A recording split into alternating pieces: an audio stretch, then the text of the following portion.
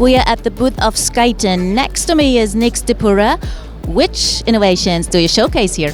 Hi, yes, we are here at Skyton showcasing one of the longest flying fixed-wing drones on the market, and we are also one of the most resilient drones, as some of them perform more than 200 missions on the both Ukrainian battlefield, but in the civilian airspace as well. What's the reason you are here at XPONENTIAL?